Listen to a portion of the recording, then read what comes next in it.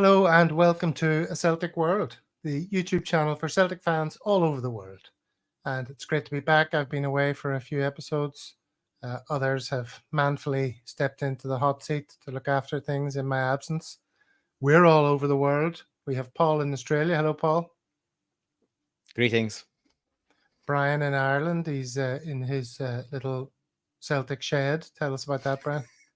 Yeah, too much activity today, Gavin. It was dogs and children, Amazon drivers, etc., etc. So I relocated into the shed. So I might make this a regular thing. I'm trying to get a bit more Celtic programs about the place. There's the Barcelona program, the Ajax one. There's a bit of a treasure trove in here.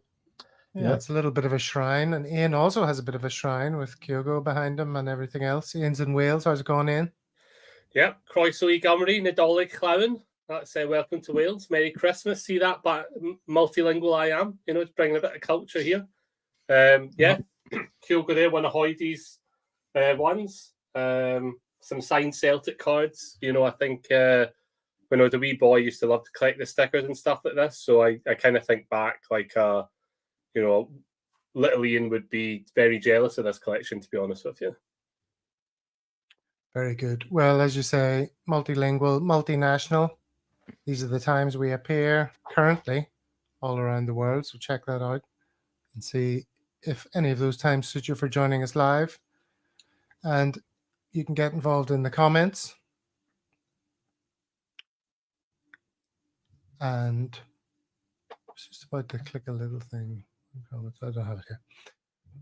Get involved in the comments. There's already a few people in. We have Tam Mac saying hail. Paddy Lavery saying morning all. Watch out for those time zones, Paddy. And Street Shouter. I can't understand his comment. It's a bit complex, so we'll just leave that for now. Come back to it later, I suspect. What are we going to be talking about today? This is what's on the menu. First of all, I want to touch on Duchenne muscular dystrophy and the events of last weekend, which we were involved in. Then we'll come on to player chat, in, who's out, what the media are talking about, all that kind of stuff. Do any of them seem to have more concrete basis than others? Or are we still completely in the dark about ins and outs? Then there's my little trip to Singapore.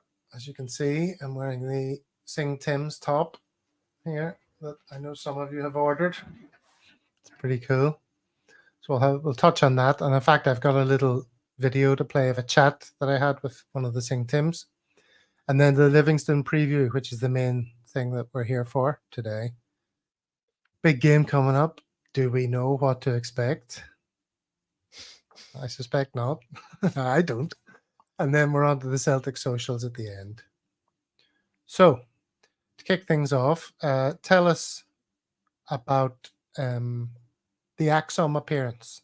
I couldn't be there because I was away on holiday, but that's probably just as well. I might have said something to upset someone, as is my wont. But we had... Surprised we got an invite. We had a Celtic World hour where a few of us were on, and Paul, you were also on representing Celtic Down Under. I was, yeah. Other guys, Ian, Brian, did you guys watch the hour we had? I was on the hour, Gav. Oh, Ian was on it. Yeah, Ian was on. And I watched Gav. it. Did you watch the hour, Gav? Yeah. I was too busy on holiday. Going to Universal Studios now. I watched the hour as a fan as well as a contributor, but yeah, I thought the guys did a good job. Like, you positioned what we do pretty well, really well, and then I guess sort of it was obviously the morning after the day before, so you kind of left it as long as possible before getting into the guts of the sort of I guess picking over the bones of the Hearts game. I was a bit lucky on Celtic Down Under because we decided to pretty much ignore it completely. We basically mentioned it, moved past it. We did the greatest ever Aussie Celts, which I just thought was maybe better for just a bit of mix up on what was going on. It was my idea, and I'm glad we ran with it. But yeah, I thought you guys did a good job of sort of.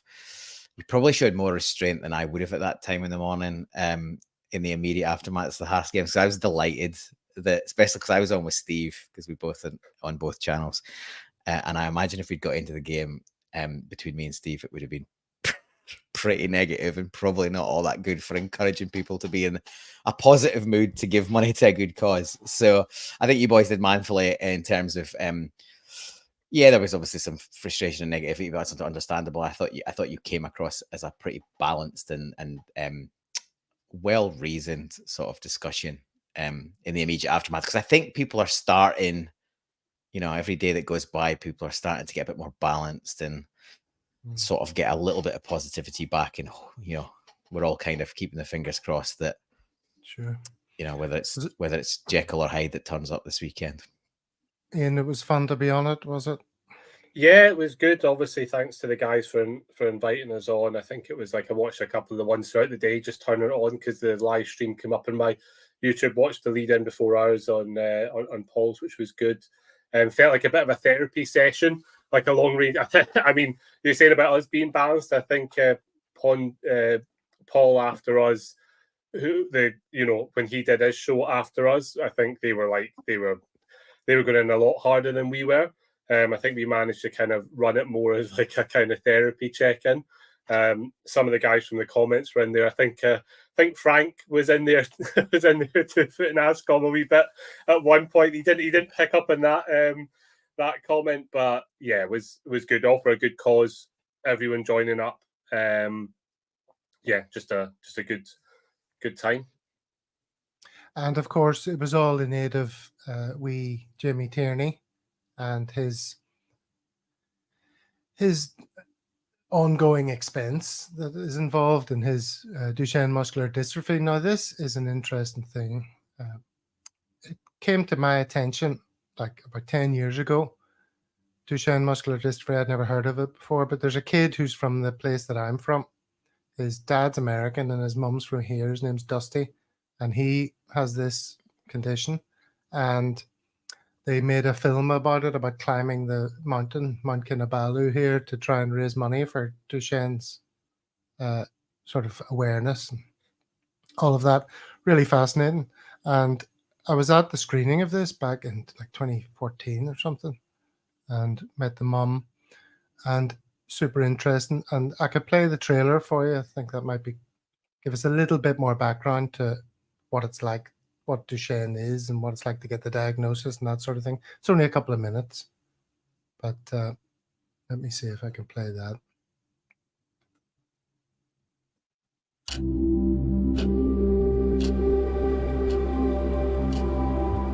Hi, Grandma. Hello, Dusty. Dusty just seemed to be perfect. Everything was perfect. We noticed as he got older, when he was about 3 or 4, that he fell a lot.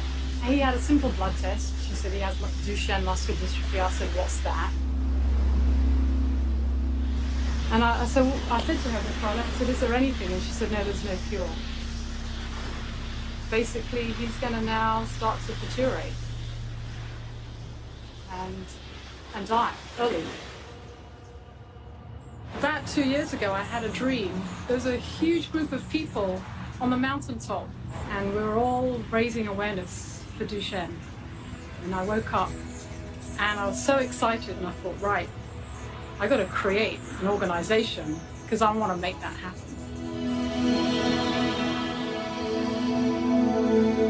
I knew I had to do that.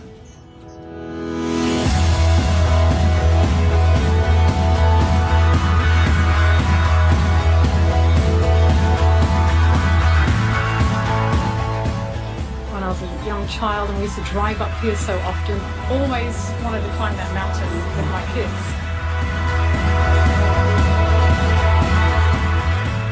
Expedition Mount Kinabalu is pretty incredible.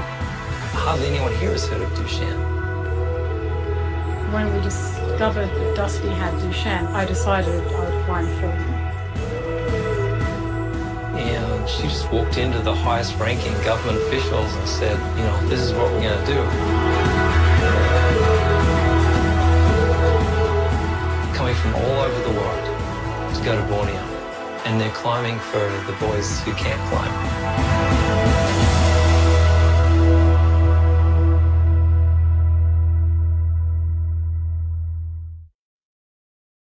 So there you go. That's Dusty's Trail. That can be watched on Amazon Prime. I'll leave the link to it in the show notes, and also the link to the GoFundMe page for Jimmy Tierney. So yeah, it's a really heavy thing. You know, the ongoing costs of it can be enormous. It's 60 grand a year, isn't it? Jimmy's family have to. I think so. Yeah. Have to pay. Yeah. The latest So figures was I think 53. Dusty's kind of a bit of the sort of poster boy for it. You know, they've done so much. You know, he went to meet the president in America when it was Barack Obama, and I've seen that. Come on in, Dusty. And Dusty goes into the Oval Office and tell me about this Duchenne. And that's my Barack Obama impression. It's not very effective, but he's still going strong. Could have been in the same room. Could have been him. Could have been him. A lot of these kids, you know, the life expectancy can be sort of teens for a lot of kids, but a lot of them buck the trend and get into their 30s and stuff. Dusty's still going strong, flying drones and all sorts of stuff. So that's a message of positivity, ultimately, from that whole thing. So the GoFundMe page for Jamie Tierney is still open, I think, as far as I know. It was after the event. I don't see any reason why they would close it. So if you can afford to, if you haven't already, it's really worth chipping in just a few quid. Because first of all, to have that diagnosis and then have all the ongoing financial pressure must be an absolute nightmare for the family. All right. So this is going to be a positive show. So let's get back to being positive after that, if we can. Because we're going to talk about Celtic, and what's there not to be positive about? Let's talk about. Were you when you were on holiday? Were you under a rock? Because I don't know.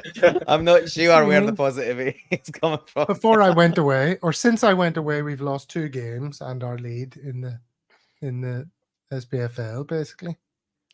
We've And not we're lost also any out of lead Europe. yet. Shock horror. We've not lost the lead yet. It's We've not lost the lead. We've not lost the lead yet. Yeah, okay. Keyword. Points in the bag, better than games in hand. Come on. All right. Let's That's my talk about positivity. players now. Then let's do some speculating about players. What's in the media? What have you seen? What do you think has legs? Outgoings, first of all. The big fear is O'Reilly. We've seen that in the papers. Turnbull, as I've been saying for ages, is definitely going to go, I think, in January. Then we've got the likes of Itaguchi and Burnaby. Ian, let's start with the O'Reilly one. Inevitable paper talk, or is it something we really ought to be emotionally preparing for? Oh, I mean, I think we've always got to be emotionally preparing for the worst with this board. Do you know what I mean? I think, you know, if someone wants to leave, we'll let them leave. Obviously, there's, you know, there's a price for the different players. I think, you know, the ones that you mentioned, Lagerbielke is probably gone. I mean, I think he's gone. He's been hiked about. Itaguchi's probably gone. Turnbull's probably gone.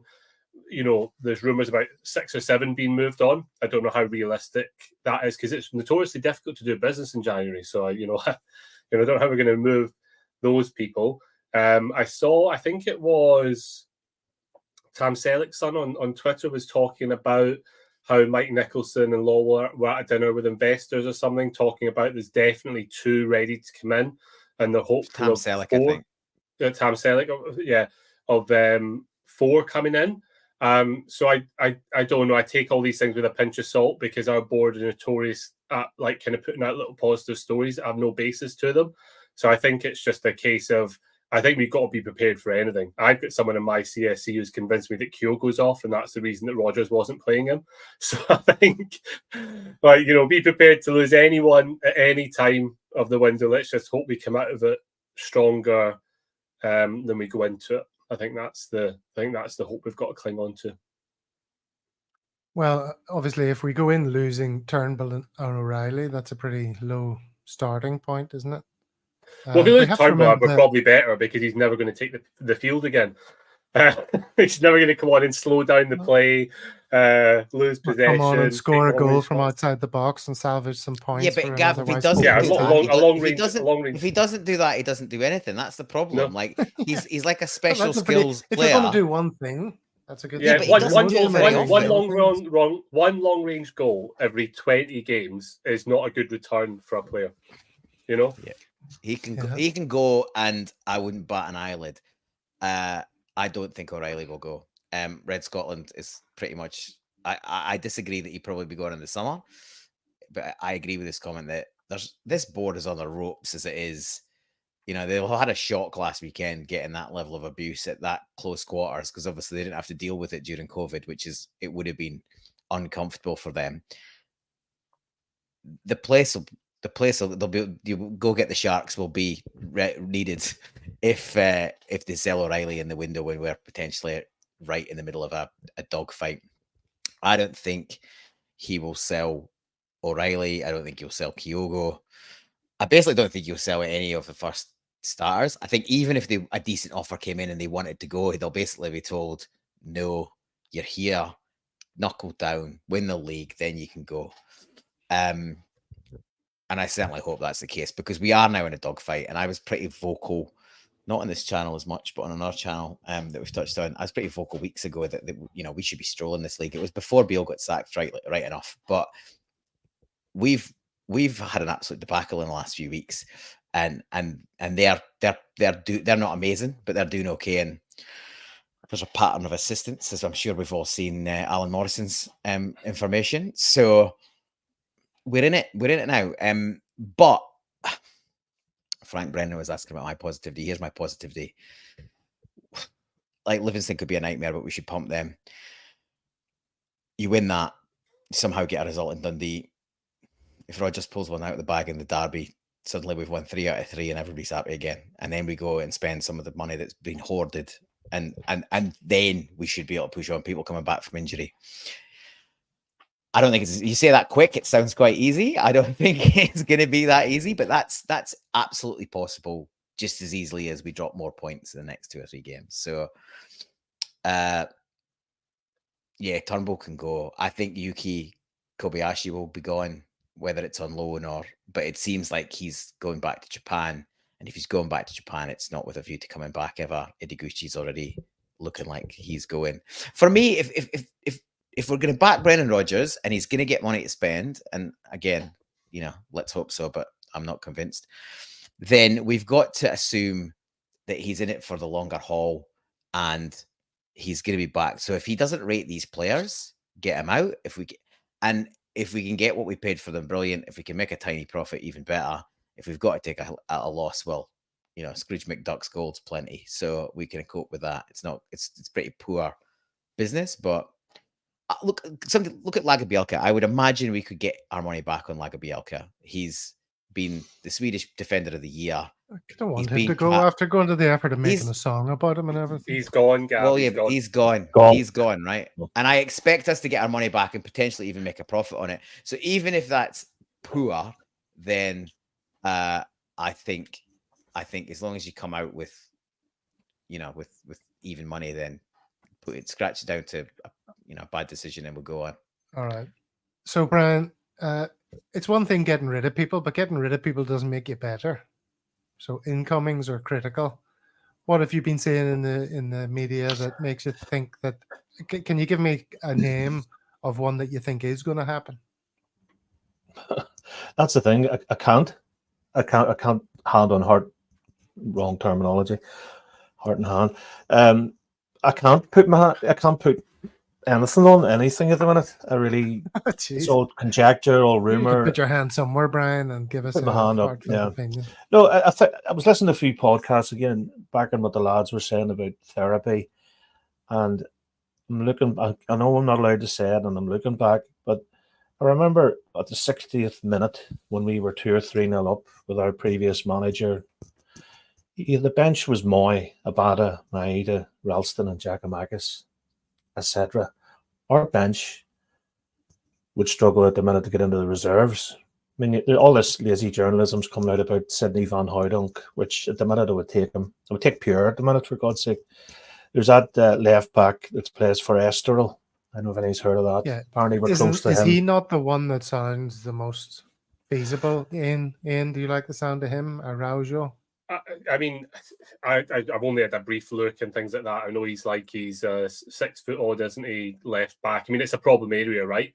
I mean, I think it's like a massive problem area. So yes, immediately if you hear a left back, that sounds good. You know, looks decent. Again, I think, you know, there's been a lot of talk about a recruitment. And maybe we need to not only look at some of the players coming in, but maybe we need to look at the scouting department, because, you know, if we're getting rid of so many that have just come in, these are all from the Mark Law era. Most of them that are going out are the Mark Law ones. So I think we need to be looking at that as well. So I don't know if this one is I don't know who's scouted this guy. I just hope whoever scouted this guy, Rodgers, is in line with them versus... you know, versus previous murmurings of players that he wasn't fully on board with. I think there's been a lot of chat behind the scenes about the data analytics department not doing their jobs properly. So hopefully this guy's decent if he is the one. The funniest rumor that I've heard, the one that I've heard is Suarez is looking for a club. Luis Suarez, like I think he's 38 or something. And do you know what? I mean, he might.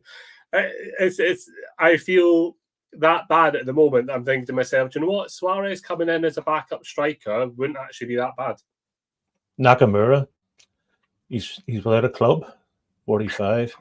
No, joking aside, I think Mark Lawwell has to go.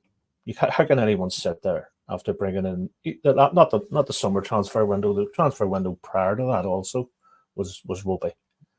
You know, he just has to go in any line of business. If you know, I'm thinking of anything, you know, you can't just go and waste that amount of money. Like, it is a significant amount of money that's been spent, and for it not to work, you know, and people can turn around and go, "Why, yeah, we got Didier Gav for 50 grand and we got Lubo for 300." But bottom line is, like, Lagerbielke was 4.5. Apparently, he can't run. That's the thing about him in training. I'm quicker than him. I think Nawrocki, on a positive note. Well, Ian might be, but I don't think you are. I always make the ball do the work, Ian. You know, or sorry, Paul. I always make the ball do the work. Gavin's back garden. Good comment from Michael Ross there. I think Suarez about your handoff to play for us. He would probably do a lot of damage, but the problem is, you know, I loathe him in a way that I loathe few other footballers, and I would hate to see him in the Celtic top.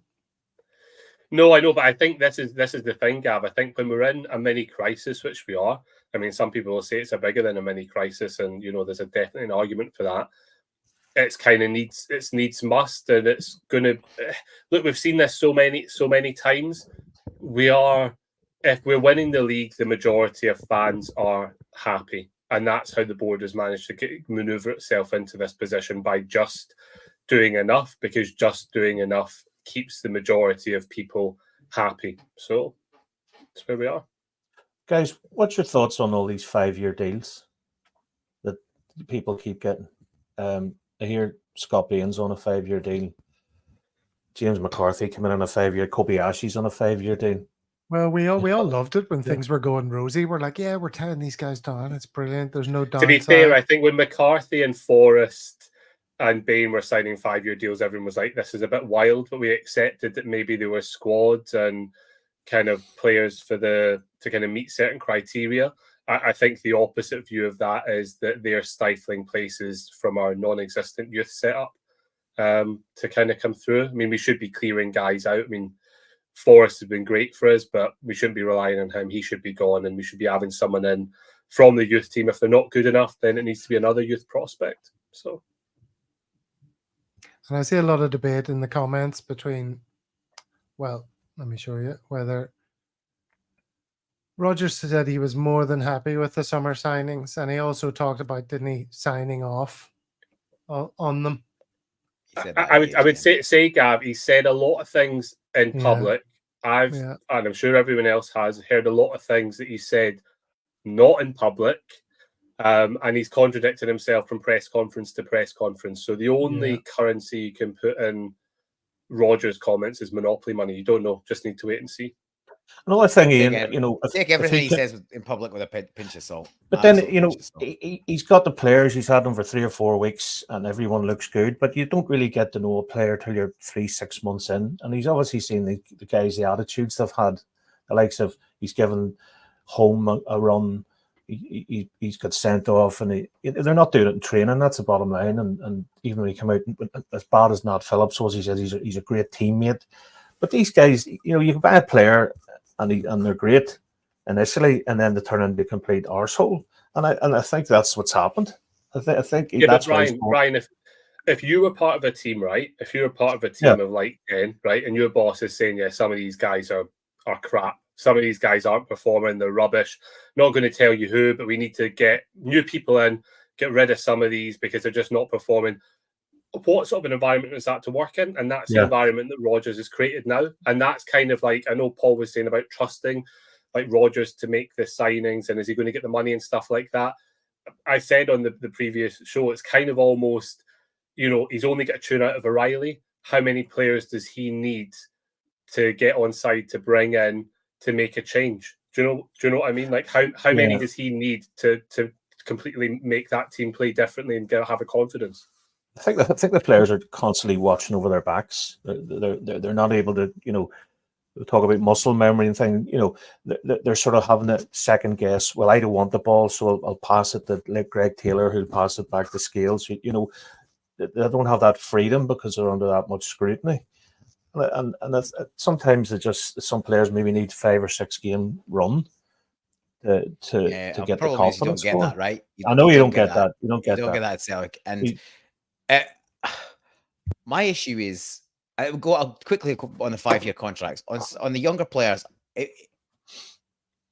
you base the premise on have they been scouted well and they're young players, and presumably they're on pretty small wages. So you lock them in on 5 years on small wages. And if they see out that contract, then you haven't spent a ridiculous amount of wage on them. And if they shoot the lights out, then you give them a better contract anyway. So I don't see that there's too much wrong with the on the younger players, on the guys that projects, because at some point you probably move them on and you might make a small loss on them. But the issue is on the players. Like, and I think McCarthy was actually a 4-year deal. I think it was 3 with an option of 3 year with I think it was 3 with an option, so it's really 4. Doesn't make it better. No, it doesn't. It was a terrible decision, but I don't think, I think that was wasn't an Ange signing, wasn't it? So I think that's a Dermot Desmond signing, which is part of the issue, right?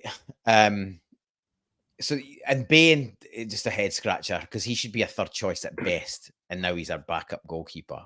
But I've talked about this before. Who knows what Siegrist is doing? His head's completely out of the game. Oh, is he not in Australia at the minute? Well, no, he's back again, but he's down here all the time because his missus is in Sydney. She's a model. Like, he's clearly not got his head in the game if Scott Bain is ahead of you for a jersey. Do you know what I mean? And Hart is actually, if Siegrist had his head in the game and was putting pressure on Joe Hart, he might have a chance of actually getting a pick, because obviously Joe Hart he's done a manful job for a bloke of his age, and sort of his career is on the wane, and he was brilliant for the first year, and it's absolutely what we needed, and probably did okay second year, but he shouldn't be our first pick now. But Siegrist is nowhere, so you've got to look at attitude on players as well, but a big bit of that comes down to the scouting, right? If we, I know we don't want to always hark back to the previous manager, but what was one of Ange's main things he said? He says, you can sign any player. There's loads of players that are a similar level. You sign the person. You sign the person that fits the group and the attitude and all that. And I think since he's gone out of the building, we've made a pig zero. That's true. Okay, well, listen, thanks to Brown Warrior for his little Kraftwerk reference here, which makes us think of music, and Paul's talking about teamwork. So let's put those two together and talk about our little Christmas musical treat, where a few of us got together to make a little Christmas song. And I don't know if everyone's heard it, but we're going to bestow this gift upon you. David apologized profusely for playing it, and I'm going to apologize for to absolutely nobody because I'm very proud of this. So this is our Okay. Christmas number one.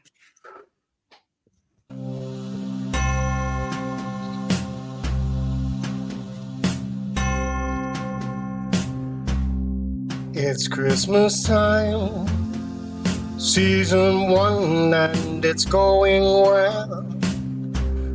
At Christmas time, no more Europe as usual. And in our world of Celtic, we can spread a smile of joy, throw our arms around you all at Christmas time. But say a prayer,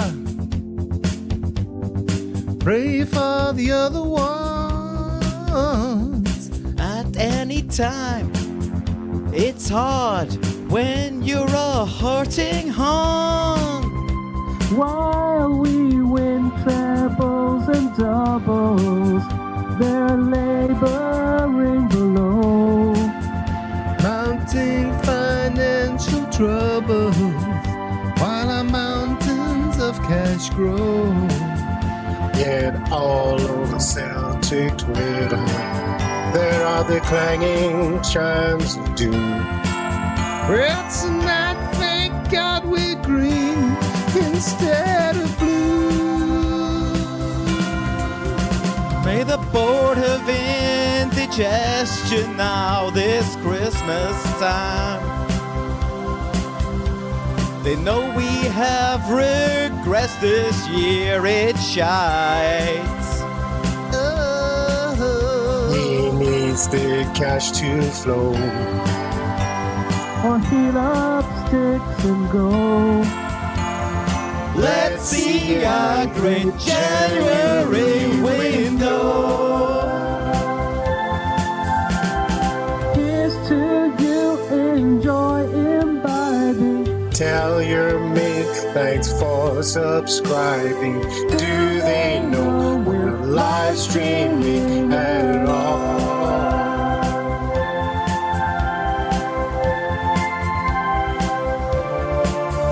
The Celtic world, here's our festive cheesy song. The Celtic world, cheesy songs the whole year long. The Celtic world, we all live in different countries. Celtic world, some are smart and some are numpty. Celtic world, new subscribers always love us. Celtic world, we're less boring than some others. Celtic world, if you forgot to buy something. Celtic world, why not forward our YouTube link?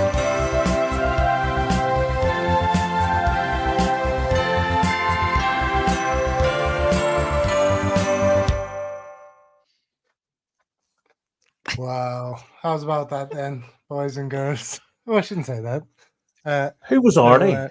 Who was Arnie? Who was that? I think it's Yeah, Gav, is it not? he put my face on Arnie and all the other people in the shop at the end there.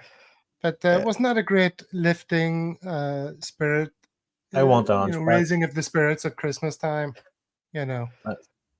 Well, the weirdest thing during that is the viewing numbers were increasing during that, which is pretty weird. Yeah. Numbers were flying up. And to see myself and Ian as Einstein and Sir Isaac Newton is strange to say the least. But at least we were called the smart ones and not the numpties, so I'll take that. Yeah. Well, much we money had to do we call. It was the most Sorry. sensitive people we had to choose to call the smart Oh, ones. yeah, you know. okay. Yeah. Whereas think those they- who are very secure can be referred to as numpties. I think Dave knew what he was Happy doing. being to an be update. honest. Guys, I've solved Was it the all- problem. was it- I've solved the Um, problem with Celtic, right? We sack Rodgers. See that 60 million in the bank? We give it to just go to Ange, like there you go, and then we'll just keep the same squad, and he'll get a tune out of them. Result. He's never going back. Never going to happen. Never going to happen. You might get him as a retirement plan in 10 years. No Loving chance. these comments here. Best Crimbo tune of the year, hands down. Frank Brennan, it's finally finished. Here, Did you was get- Mickey singing? Was Mickey singing in the staff toilets or something? It's very Yeah, his was a quiet. bit muffled. I did ask He's him very if he would soft. consider. He's very was soft. muffled. Was that Mickey? The only decent singer was Mickey, right? Yeah. No, that was me. But Mickey's microphone was muffled. Paul, I think you're misunderstanding. No. I'm There a was good only singer one here. good singer, and it was the muffled one, and that was Mickey. Everyone else was a degree of crap. Yeah, that's Even you, totally Gav. true. That is true. I'll give you that. No, but Mickey's microphone, yeah, I asked him if he would re-record it, and he's like, "Oh, it's in keeping with the sort of Shit. thrown together nature of what we're doing here, isn't it?" Have And there's have- Frank Brennan. Look, there he is there, full of the festive spirit as always. He'd be Who first in is line this? to buy an Goodwill to album, all I feel. men, Frank. If there was an album out, he'd be first in line. So keep talking amongst yourselves while I line up a video Well, I've just from seen, my I've just seen Singapore trip. Michael. I've just seen Michael's comment, which I'll pop up there. Has Gav heard Rastafarian? I have. Have you heard it, Gav? No, I don't. I haven't. So What's this? Kevin Graham from Axum has. I didn't know this. He's a poet, right? So he's got this thing called the Celtic Cross Collective, and I think they used the very first hour of the charity weekender on Saturday morning to. I think it was the first day, on the Saturday to do basically play some tunes from this EP that he's done, and yeah, he's got some musician dudes that he knows, and they've done like a backing track, and he's done all these Celtic based, I guess, poetry you would call it, spoken word. They're really good, but there's one called Rastafarian, and it's absolutely it's brilliant. So yeah, if you haven't seen that bit of the charity weekender on Axum, go check out I think it's the very first hour, 7 till 8 on Saturday morning. I think it's just Paul John Dykes and Kevin Graham talking about this Celtic Cross Collective. It'll be on Axum under Celtic Cross Collective on YouTube. Check it out; it's really good. If you're into your Okay, music, brilliant. Celtic stuff, okay, go for it. So I was in Singapore recently for a few days, and I'm wearing the Sing Tim shirt. You can see the crest, sort of bumblebee-ish kit. This is also a hat that I bought. You may have seen Jerry on the show with all these hats with the clover. It's a company called Black Clover.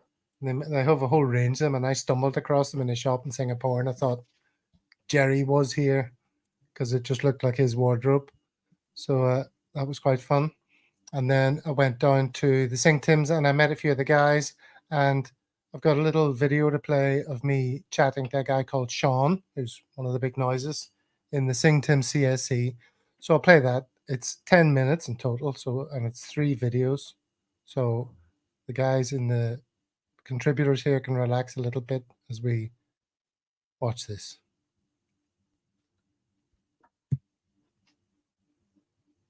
Especially after about 7 pints already. Anyway. All right, who are we talking to now? All right, I'm Sean Begley. I'm the president of the Singapore Celtic Supporters Club. Where are you from, Sean?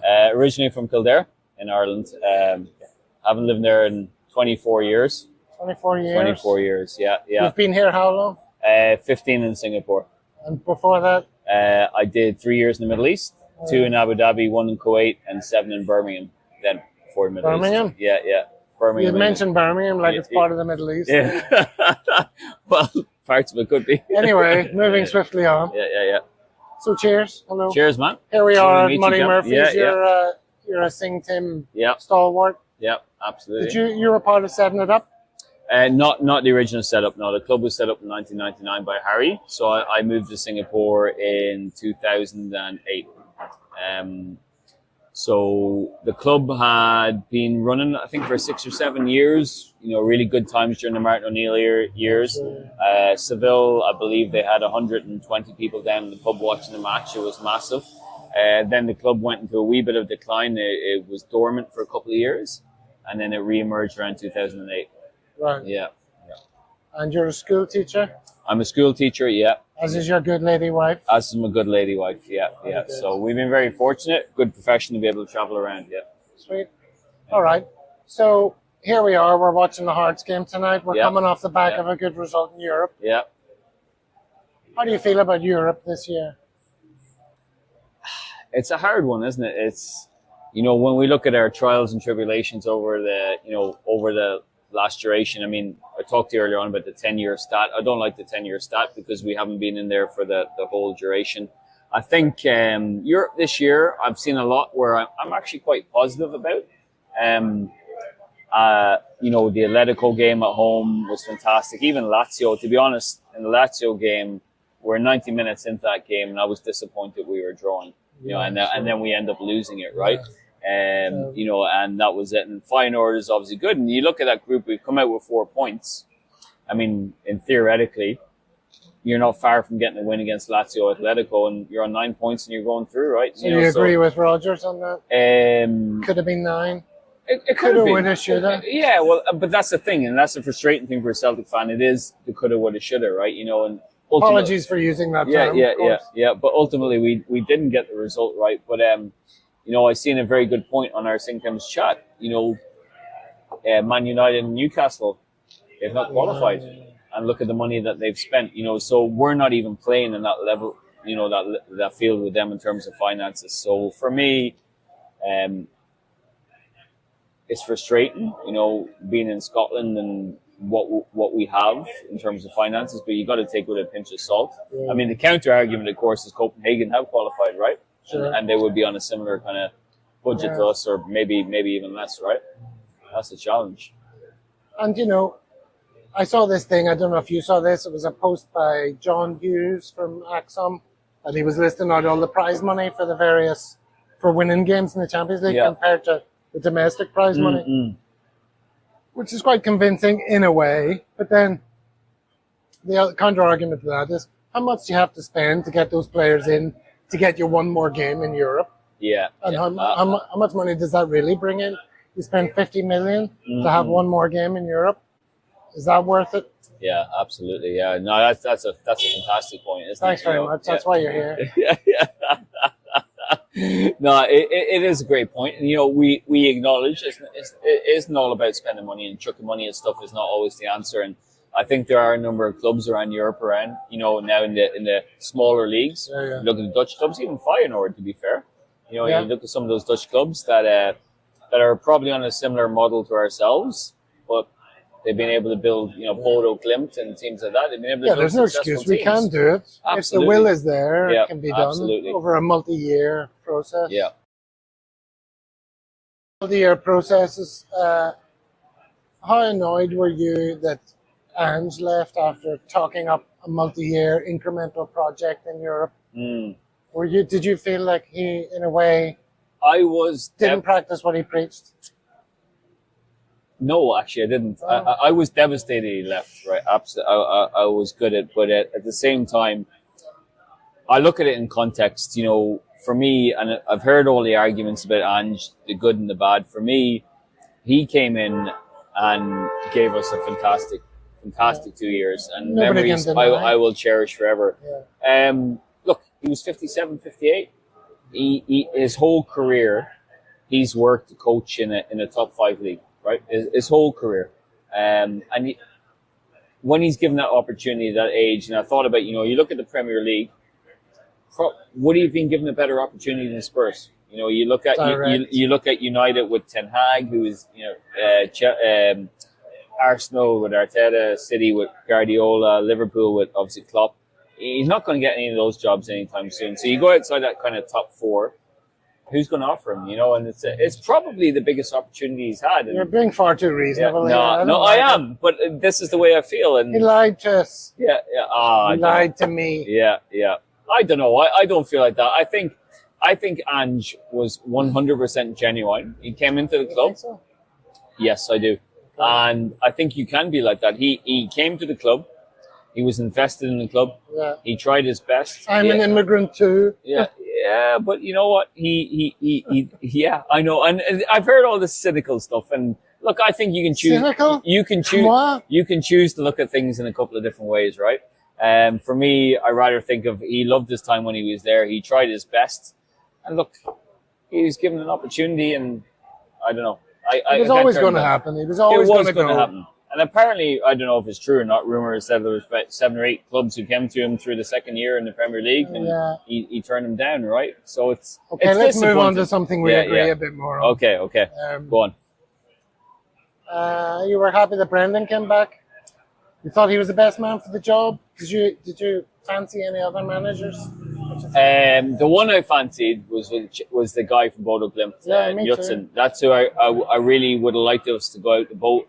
To continue the style of football? Yeah, absolutely. You know, but it's always a hard one, isn't it, when you're appointing a manager? Because for me, like, I don't want us to be going for the run-of-the-mill manager. You know, always the typical names that come up. Like, I love when you appointed Ange because he was completely out of left field. You know, and you go for those run-of-the-mill managers and standard stuff, and so I like it. But you look at Ronnie Dyla, he was a bit left field, wasn't he? And then he was okay, but the guy from Bodo Glimt, and then when it came back to Rodgers, you know, look, I can see why. You know, it made a lot of sense. Was I ecstatic? No. Like, when he was appointed the first time around, it was euphoria. I was like, yes, this is the guy. But the second time around, no. But I thought it was a solid choice. And when he left, I mean, like every other Celtic fan, I was fuming. And it was more to do with the timing. Sure. You know, and when we're 8 points ahead, were we? 8 points ahead at the time. We had a massive match against Hearts. Then he came in, stepped up Edward, got the last minute goal or whatever it was, and I flew back. I went to the next Old Firm or Glasgow Derby, should I say? Sorry, that'd be a red card from Jerry. I'll edit that. Edit that out. I went to that and we won 2-1. You know, but it was I was disappointed to see him leave. But I mean, but you're happy to have an Irish manager at Celtic? For me, it doesn't matter. And he's from the north. He's from the north. No, you guys look Irish. up to people from the north. Absolutely, yeah. No, but look, was I devastated? Was I angry he came back? Is this your teaching style coming out here? Do you sit at the front of the class and ask questions and then answer them for the kids? No, they just don't listen to me. What do you teach, by the way? I'm a history teacher. Right. So do you say, yeah. You know, did the assassination of Archduke Ferdinand really stimulate the war? Yes, it did, everyone. It did. Okay. There's a lot of other factors, though. Let's go back to something else. Yeah, go on. I don't think anyone's that interested. Back to the Ireland thing. We talked earlier about Scales. Yeah. And his rise from obscurity. How good is it to have an Irish guy at the heart of the team? Yeah, look, it is good, right? Look, because the nature of the club, you know, with the big Irish connection, we want Irish players to be there. We want them to excel. I mean, to see Liam Scales come out and do so well, and I think he's just got better and better every game. It's fantastic, you know, and even for him, and you know, he's come out and said, you know, that connection. Yeah, we want Irish guys to represent us, and I think it's wonderful. I think it's, and the way, I mean, the other night against Feyenoord, he was sensational. I mean, I still haven't watched the game, to be honest. And it's been kind of completely, you know, even Rodgers said it out of the blue. He won man of the match, didn't he? I believe so. Yeah. And he speaks Irish. He studied Irish. Yeah. How's your Irish? Do you want to close with a little bit of Irish for the listeners? Or am I putting you on the spot? No, you're putting me on the spot. My Irish is okay. I passed it in my leaving cert. I did all right. I can say "Gur of my gut," which means thank you very much. Appreciate it. Cheers, guys. There you go. Couple of blokes drinking pints in Singapore, talking about the Celtic. What do you think of that, Brian? I thought it was fantastic. Big shout out to Gabriel and John Campbell from the Newry CSC who are picking me up from Christmas do in about 5 minutes. But no, it was great to get a chin wag, and I see a couple of comments, Gav, saying you look very handsome in real life. Well, I put that one up, obviously. Did you put that one up? Yeah, Did you? Was that you? I flip it. Sorry, I didn't realize. No, it wasn't me. I just put it up on the screen. Obviously, it was from John Clements of all people. There you go. No, it's just great. You're natural, Cal, if you know what I mean. And Well, faction I put police that- for the put that there's, word. Squirters, mixed, buddy. there's some mixed commentary. Let's be honest. Somebody You're says quick, I Cal. look like a different person without the Gregories, which I presume Yeah. means The Gregory Gregory Speck. Peck. Gregory Speck. Gregory Peck. Pecs, yeah, Pecs. All right, I've Pecs. already put these comments all up during. You were looking down, Paul. You didn't see these popping up. I thought it was funny. So those all Dry came up sense of during humour. the show. Without the Gregories.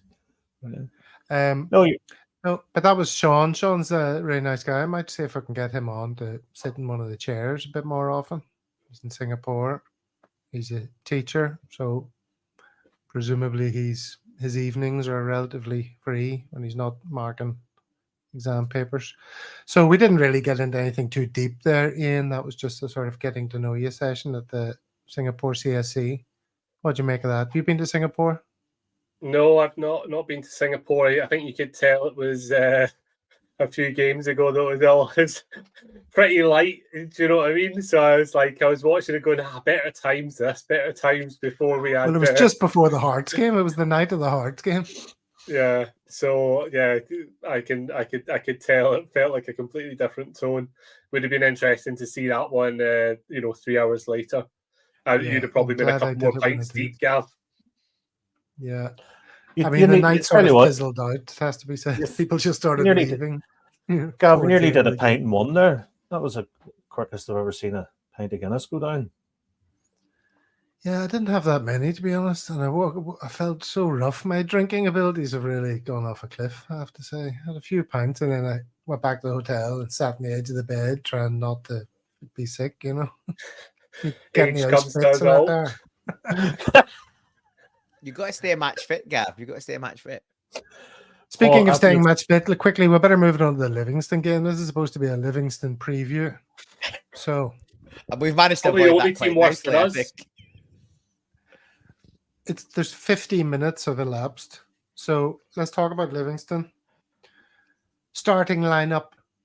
Who's got anything imaginative to say? Imagine you were the boss and you were Rodgers and you were thinking, they're right. I haven't been able to get a tune out of these players at all. Gonna have to shake things up. I've seen lots of this on Twitter, people proposing different formations and other players coming in from the cold. Paul, you're in charge. Who plays and how do they line up? Well, you can't go with the same lineup because it was abject. So you've got to send the message. You've got to do something different. I make a few changes. I bring Bernardo in to 6. I push McGregor up. That's my midfield. Obviously, O'Reilly plays. That's your midfield 3. Go into 6. Well, he's technical. He's tidy. He moves the ball around. He's got a good engine. He's not spectacular, but he doesn't need to be in that position. And McGregor this season has been far better when he's played in a more advanced role. So we haven't got Tomoki. He's injured. So to me, the only logic, unless he brings back home, but he's been in and out and in and out. And if Bernardo's good enough to cope with the work rate and pressure and tactical nous that's needed in the Champions League, he can cope with Livingston, right? So get him in the holding role. He's technical enough to do that. Push Carl forward. That's part of the problem, that midfield 3. Maeda's got to play if he's fit. I'd put him on the left and move Palmer to the right. Palmer's issue, I think, in terms of he slows the game down by cutting in. And I know that's his preferred thing, but if he's on the right, then he's more likely to get to the byline and therefore the ball's going to get pulled back. And Kyogo had loads of success and scored 30 odd goals last season with a lot of them being cut back from the byline. So I'd do that. Sod it, a whole hog. Mitchell Frame comes in, get Taylor out, give the kid a crack, right? He was confident. 20 minutes he went at Feyenoord. It was gutting to see him dropped for the Hearts squad. Like, it's just ludicrous, right? Like, the kid comes in. Yes, you can say, well, there's pressure, but sort of the making of people. He's been well touted. We picked him up. He's only been at the club about 18 months, 2 years. We've picked him up. We didn't develop him. We picked him up as a prospect and dropped him in. So yeah, get him in. Taylor's Like I he's don't so think much. I don't think you're gonna see that, Paul. I'm not. Tell you what. Ian, I agree. I don't think we'll see that. But Gav asked me what I would do, and that's what I would do. Well, No, Ian, I- jump in anyway. What's your point, Ian? It'll be very beige, and it'll be barely changed because No, but I think he's thrown. I think if you look at Lagerbielke, Mikey Johnson, Turnbull, I don't think we'll see them because I think they're well and truly under the bus now. So I can't see Mikey Johnson. I can't see Turnbull. So I can see your Bernardo coming in. I can see your Forrest coming in, like you said, and that's what I was alluding to with the Taylor. I can't see him dropping Taylor because I think Taylor's going to be a squad player because he's not going to go in January. But I think there's a couple that have been well and truly thrown under the bus that we're not going to see. I don't think we'll see Mikey Johnson. I don't think we'll see Turnbull. And I think if we actually see them, I think we're in big trouble because it'll be like men down. Brian, one of the comments there was, imagine we lose against Livi.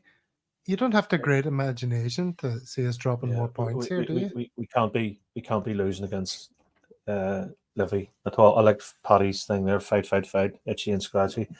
No, agree. I would love to see Freeman. I don't think he will. Ralston, I think, has to come in against Johnson. Has been poor this season. I agree with Paul. Bernardo behind the front, usual CCV skills. I think this could be Joe Hart's last chance. We could maybe see Scoppy and come in after if Joe messes anything up here. Not a chance. You know something. Unless we sign another goalkeeper, Hart's jersey is one of the safest in the team. Okay, that's so depressing. Palmer made it, and I personally would play O'Reilly, McGregor, and because I think Kyogo's just not at it. I'd play O and Kyogo, Brian. Would you not go O and Kyogo? Because we need to get goals and we need to beat them. Who do we remove? Do we sacrifice Bernardo? You lose a winger. No, you lose a winger if you're going to play. Or 3-5-2. 3-5-2. I think we have to because we need to beat them and we know what they're going to do. They're going to come in and sit down deep. So there's no point in waiting to 65, 70 minutes to go two up top. You may as well go two up top from the beginning, try and get the goals, and then manage it out because they're going to sit in. Livingston are under pressure themselves. You know, the 5 points adrift. We know what everyone knows what they're going to do. So does Rodgers have it in him? Let's see. Does Rodgers have it in him to be an inspirational manager who'll make sure that we approach this game with the correct mentality? I think that's what you're asking in, which brings us on nicely to our social media choices. And Paul, this is yours, and it's a little video, so we're going to play that. Won't believe this. I believe that we are capable of losing the next game we play. And I try to gear the players up to the fact that we are capable of losing the next game. The biggest blow we ever had as a club was the League Cup final last year when Partick Thistle beat us 4-1. Not from the defeat. Because before the game, lots of our players thought that defeat was impossible. That then was a sign to us that things had to change. We needed players who were hungry again. We needed to get going again. We needed to believe that people could beat us. We needed to believe that once we stepped over the white line to start the game, that we had to make things happen for us. In that match, we just thought it was a matter of going out and things would automatically happen for us. Once that was out of the way, it was near the end of the season before we lost a match again after that. This is how we'll approach this season that we're just starting. We started. And every game in it. And if we believe that we can lose the next game, we possibly will win it. But if we think we've no chance of losing, we might lose it. So that will be our approach to it. This will be the approach that the players will have. We're fortunate our experienced players at the moment, they go into the game with that attitude and it rubs off on the younger fellas as well. People say we're lucky. I think we've got a bit of luck. As I say, as long as they think we've just got luck, we'll maybe keep on winning things. Once they start believing that we've got more than luck, maybe then they'll realise that they'll take up quite a bit to beat us. So that's a tweet from Michael McCahill. Paul, that was your choice. Talk to us. think it sort of speaks for itself. I don't think I need to add too much. That's post the League Cup final in 1971. Obviously, we got beat by Thistle 4-1. And as Jock says, we went on and we didn't lose too many from there. And that's what the Hearts result felt a bit like we were, we just had to rock up. And the one before, it's sort of like, the Killie game, maybe not so much Hearts, but definitely Killie. You go up 1-0. They came out second half like the game was done. And it clearly wasn't. So I would say that, interestingly enough, the comments that Jock's doing made was after that, like I said, the League Cup final in 71, but the same could be said, and I think has been said, of the biggest of all after Lisbon, the European Cup final in 70. That team thought they were strolling it against Feyenoord, and obviously they got done. So if there's players that have got that level of complacency, they need hunted. And I don't care if they've been there 3 months or 30 years. We need players out, and we need to get an intensity and a hunger back in that squad, and hopefully it starts on Saturday. Same for the manager though, Paul, right? If we've got a manager who's setting the team up the exact same way and asking them to do the exact same things that aren't getting those results, it's, there is responsibility on the manager as well. No, it's fair. If he's dialing it in, then that was the biggest problem in the 10 season, right? Lennon should have been gone way earlier. He should have been gone after Ferencváros, before. Yeah, easy for me to say. And it just dragged on and on and on. However bad it is at the minute, I guess my positivity comes from the fact that we're sitting on mountains of cash. There's a transfer window around the corner. There's players coming back. Yeah. And we're still top of the league. Like, it's in our hands. Brilliant. Let's be positive, Ian. Just like my social media choice of the week, which is the most positive man in the world.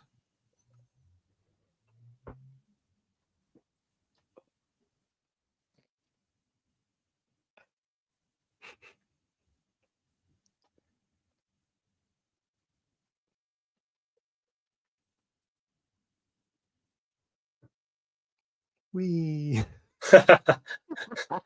does a wee slide down the street after his But it's car. only a Some car. insurance in that car or something, doesn't he?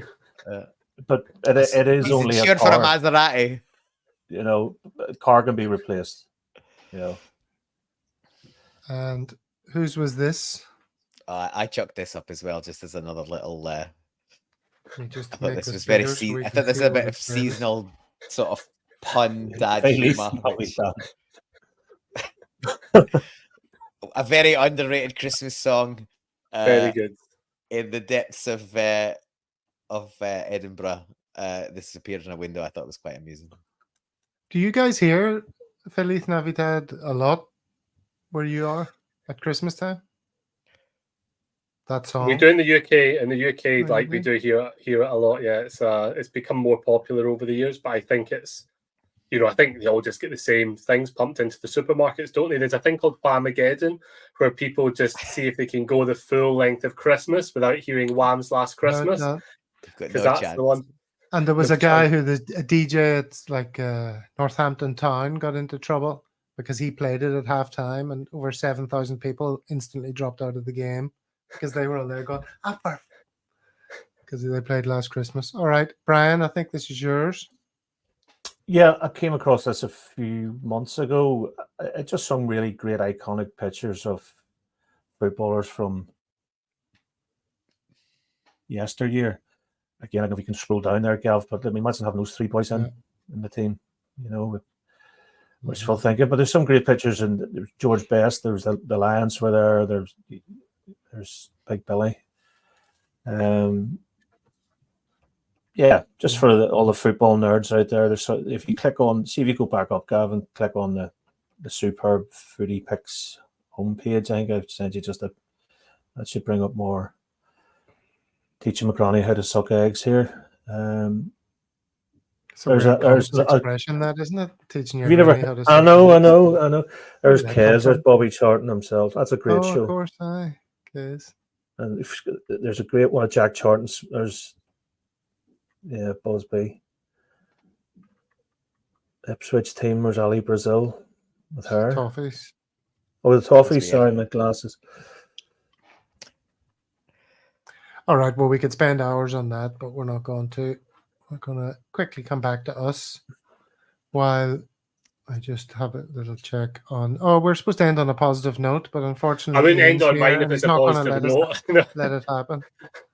No, I mean, mine's not a positive note. I think we could probably do, and maybe we will do in January a show on this, looking at like who needs to go, who needs to come in. But I think if you actually look back, because we're all saying give Rodgers the money in January to sign his players, I think we could go through a good couple of them, and there's a couple of gems, but there are a lot of duds. So I hope that it's the gems that we get to sign in January. I That's think, a tweet by Paul McGinley. where he spent money, where he spent decent money, he genuinely got he generally got a decent player. But when he shopped around the bargain basement, more often than not, it was a miss. So there's probably a lesson there. I would the money in the bank shouldn't be the bargain basement January, should it? Buy shite, buy twice. That's I found out at my own detriment buying razors. And for the little brand recently and cut my face. The bits, you buy crap, you buy twice. Mark 3, I'm coming home. I couldn't. Grow a beard, Brian. Couldn't grow it, dude. Do you want to clarify this?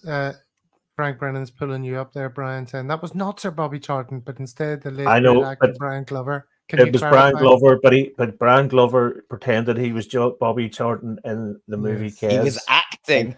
Yes.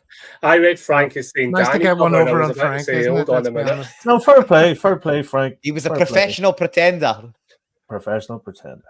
When's Frank coming on? We're going to get him on. Well, you lads have been great pretenders this evening, but it's time to bring it to a close. Thank you very much for participating. Thank you, everyone, in the comments. We've had lots of people in, 800 strong on the live stream.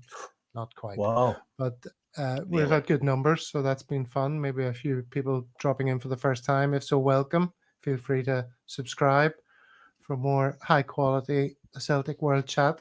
Until next time, which is going to be, I suspect, not until after Christmas.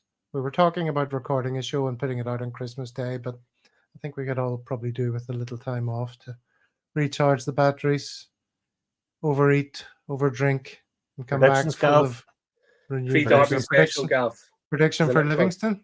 Yeah. Fucking win at all costs. Yeah, I think we're going to win 3-0. Good man. You've been right all along. I'm hoping. Brian? Hoping I'll take 1-0. But well, just give us your prediction quickly because we're wrapping up. 1-0. Paul? 2 or 3 goals to the good. Ian? 2-1 because we'll definitely concede because we just can't go a game without conceding. So. Yeah, but surely Livingston are so bad. We'll be all right. Have you seen they scored their first goal in about 9.5 hours last night. So hopefully they don't score another. The comments are flying in here, but there are things like this. Happy Christmas, everyone. God bless all. Hail, hail. And on that note, very Merry Christmas to one and all, and we'll see you next Thursday. Cheerio. Hail, hail.